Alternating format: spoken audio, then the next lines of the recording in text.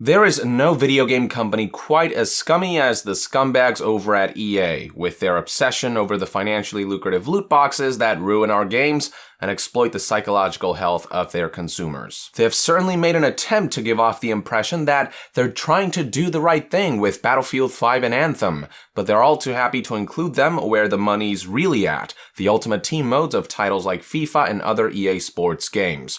Now, one country that's been proactively sticking it to greedy video game publishers is Belgium, who have determined over the last few months that loot boxes do violate the country's gambling laws and who have given publishers a deadline by which they must remove glorified gambling from their games if they don't wish to face sales bans, fines, or prosecution. Belgium made their stance loud and clear enough with their stipulations that the likes of Valve were forced to back down with loot boxes for marquee games like Counter-Strike Global Offensive, and the likes of Activision Blizzard were forced to disable the ability to pay for loot boxes in Overwatch, even though it only offers cosmetic randomized rewards. Most recently, we also saw Belgium crack down on 2K's NBA 2K19, which was forced to disable the ability to pay for the game's virtual currency because it paved the way for players to spin the slot machine via the My Team mode's card packs. And 2K was desperate enough to actually go out of their way to ask players to contact their local government and encourage them to endorse loot boxes. Unsurprisingly, another company that stands accused of violating Belgian gaming regulations is EA, while Star Wars Battlefront 2 managed to pass unscathed due to the fact that microtransactions were disabled just hours before the game's launch. The likes of FIFA 18 and the upcoming FIFA 19 are still being scrutinized for the insidious implementation of card packs. But of course, EA being EA, instead of yielding to the fact that they have quite literally broken Belgian laws, they have instead responded by insisting that loot boxes aren't gambling. Here's how gaming industry cancer and EA CEO Andrew Wilson put it.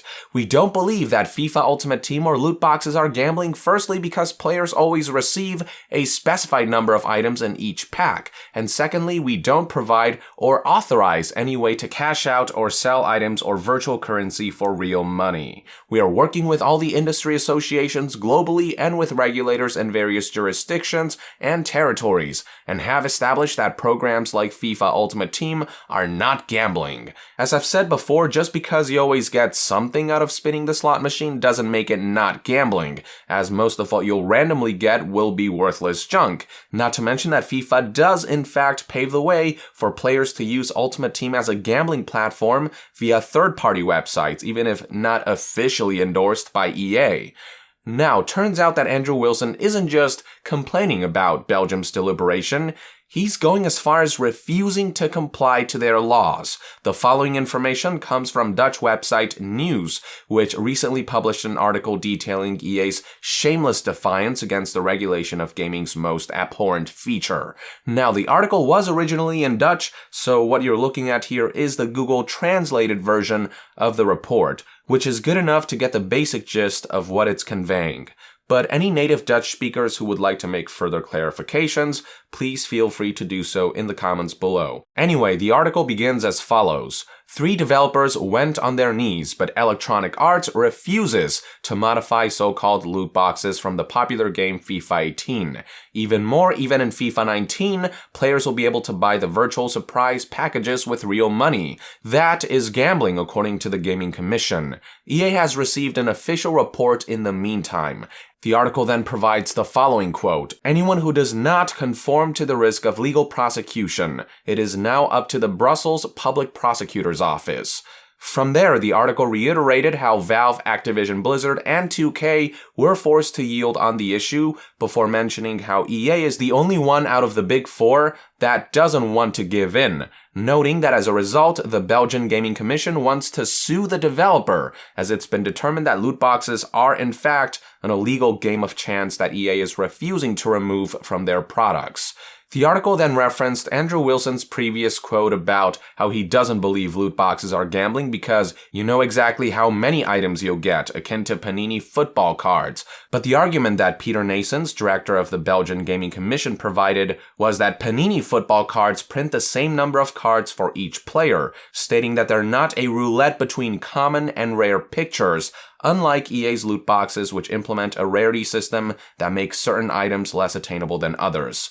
Peter also boldly added that the FIFA games have lost their innocence while noting that, quote, players lose thousands of euros. We responded to complaints from parents, but also from the gaming community itself.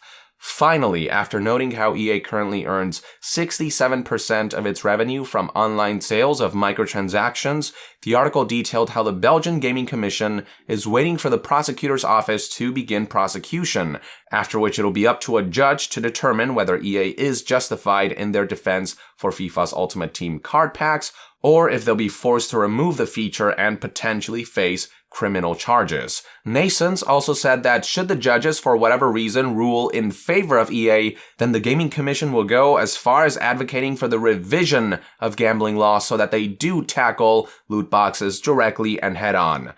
Hot damn, I love this Peter Naessens dude. This guy doesn't take shit from anybody and for the right reasons.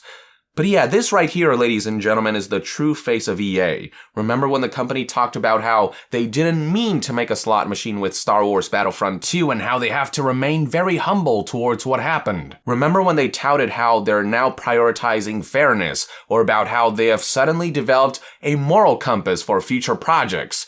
Yeah, if you bought into any of that crap for even a second, forget all about it, because when push comes to shove, this is how EA will respond. They would rather challenge the regulation of a harmful gameplay mechanic than have some semblance of integrity and do the right thing here, because ultimately, they'll stop at nothing to make all the money in the world by any means necessary. They would rather risk breaking the law than contributing to the betterment of the gaming industry. This is why as long as Andrew Wilson stays in power on his ivory tower, raking in tens of millions of dollars in salary annually no less, I will never trust this company. EA executives have zero regard for anything but pleasing their real customers, their investors. EA doesn't sell games to consumers, they sell consumers to investors, with games just being the tool by which they milk players dry. Now, do keep in mind that because the law hasn't fully caught up to loot boxes yet, it is certainly possible for EA to legally combat this.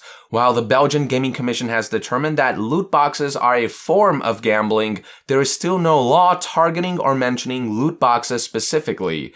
But as Peter Naessens said, even if EA somehow manages to skirt around the current regulation, the Gaming Commission will go out of their way to nip the loot boxes issue in the bud once and for all by changing the law. So keep resisting, EA, but after what you try to pull with Battlefront 2, you've rolled a snowball down the hill that's grown too big to stop. You stand alone in your defiance, EA. Gamers are sick and tired of loot boxes, various government organizations are sick and tired of loot boxes, and any resistance from EA is deemed as nothing less than abhorrent because, well, it is. Anyway, I suppose only time will tell how this court case turns out. The hope is that it doesn't go in EA's favor and that the results will cause a ripple effect that will inspire other countries to push back as well. These are just one man's thoughts and opinions anyway. I'd love to hear what your take is on EA's defiance in the comments below. With that, I would like to end this news update. Thank you for tuning in. If you enjoy my content and would like to support this channel directly, consider donating on Patreon. And to be further updated on all things gaming news, reviews, and discussions, stay tuned right here on Yong Yeah. I'll see you guys next time. Yong out.